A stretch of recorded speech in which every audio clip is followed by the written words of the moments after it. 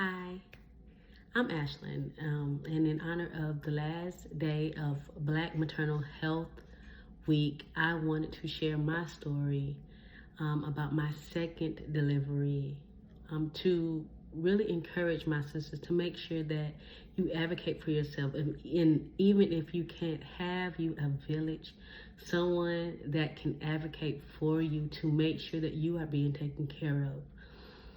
With this pregnancy, my second pregnancy with my daughter Kyra, it was a high-risk pregnancy throughout the entire thing. I knew what it was. I saw my high-risk doctor, saw my regular OBGYN quite frequently. All was going well. They were scheduled, I was scheduled for a C-section 2 weeks before birth due to my child measuring 9 pounds. So with that being said, I went in for my C-section. Number one, there was a student, I think, anesthesiologist, and it didn't take, the spinal didn't take, and they were saying, the student was saying that I don't think I did it right. First of all, I had no one back there, first of all, with me, because when you get in a C-section, your spouse, your partner, whoever you have for you cannot come in until after you have the spinal and they drape you. So they won't be able to see anything. So throughout this entire time, they're saying, I don't think I did it right. So she is calling for her boss to come in to reinsert the spinal tap. And it hurt, like really bad. And so they waited, and my doctor used a little blade or whatever to make sure I was numb. And I said, no, I am not numb. I can feel everything that's going on. I don't know what they did to me, but something is not right. So after about 45 minutes, they had to end up putting me to sleep. And so my husband stayed out there the entire time. So of course, I didn't expect this. This is my first time having a C-section. I thought this was a regular thing that they did, and I was going to numb. I was going to be up the entire time. I ended up being put to sleep under general anesthesia. So, and all I did was cry. And I said, Lord, please let me live. Please let me live.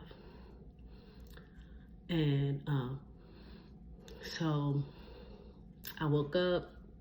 The baby was already here.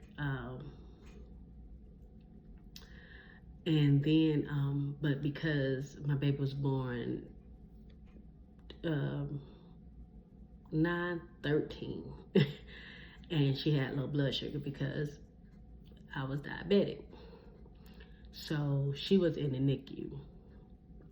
And of course that is stressful for, stressful for me.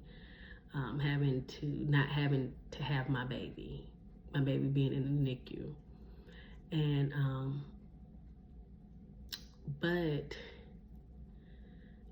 there was a CNA that came in, and she was just like, hey, your blood pressure a little high, your heart rate is a little elevated. Are you okay? I said, yeah. She was like, you sure you're not stressed because of, your baby being in the NICU? And I'm like, well, I want my baby here, but I feel fine. So she said, okay. I stayed in the hospital for 5 days, I think, 4 or 5 days. And I went home with my baby. She turned out great. We went home. Not even 24 hours later, I was in my bed, nursing my baby, and my heart rate would not go under 166. And I'm like, something is not right. Thank God for my Apple Watch, because it let me know something wasn't right. So my husband was like, okay, let me call 911. So he called 911. They came, they put me in the ambulance, and they shocked my heart to lower my heart rate.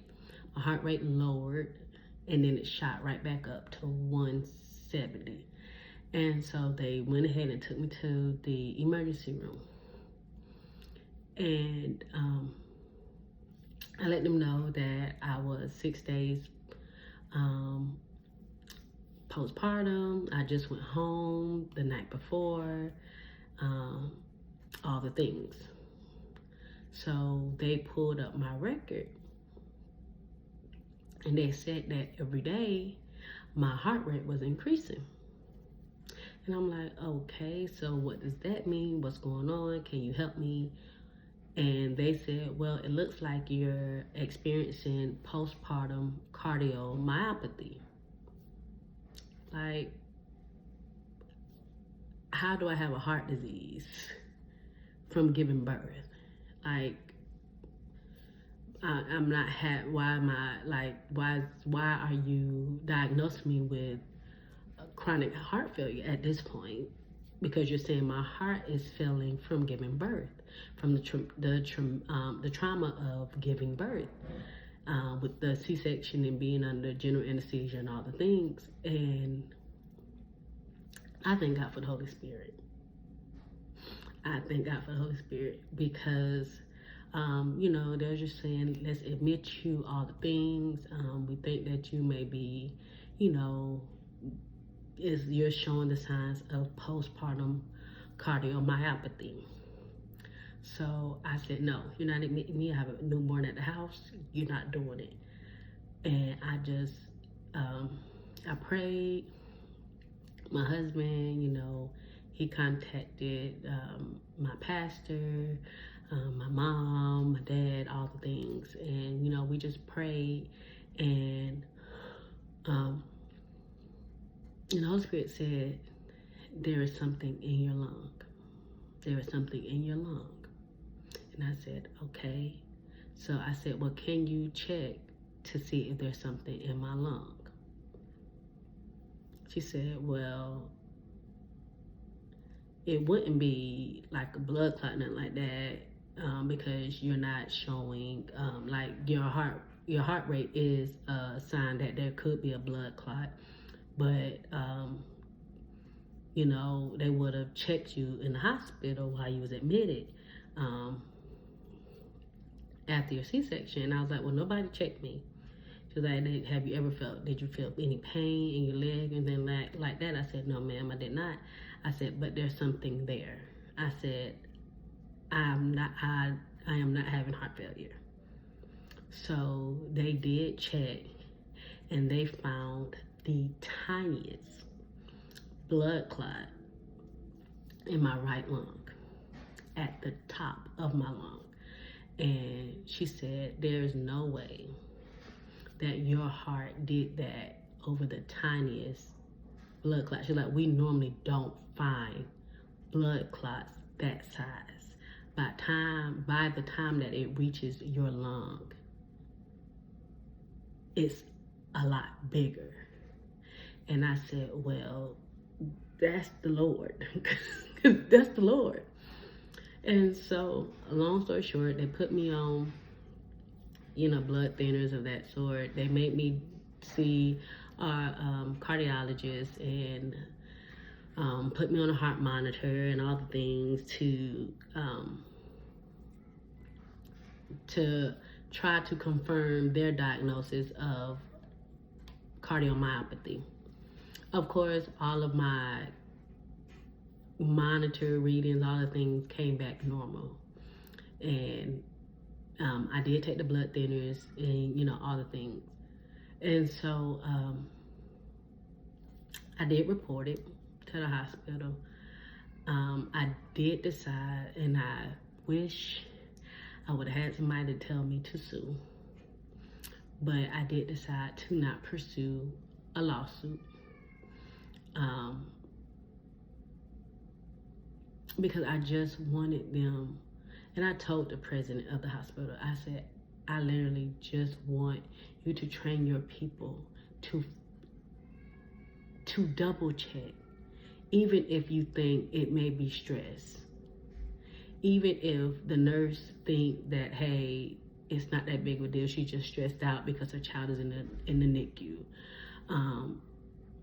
Make sure you check. Do some follow-up work.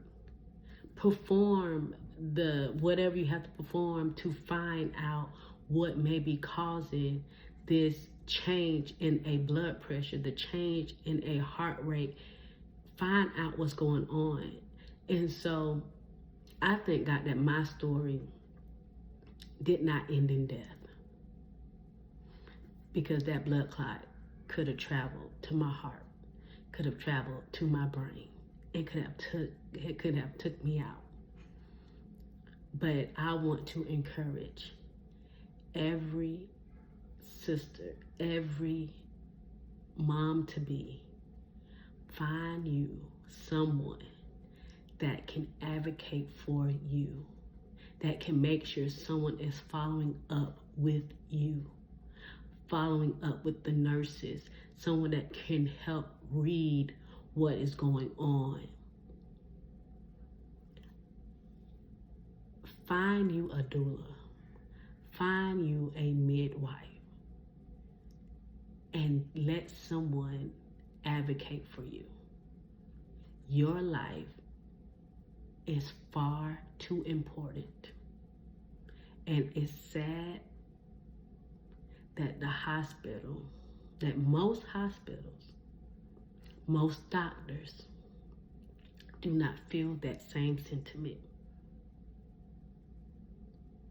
But in honor of Black Maternal Health Week, let's get back to the basics and find our village. I love you, and I pray that you have the healthiest pregnancies and deliveries, and that you find your village, and you trust that God will give you that village to help you and to advocate for you, because we as Black mothers, we matter.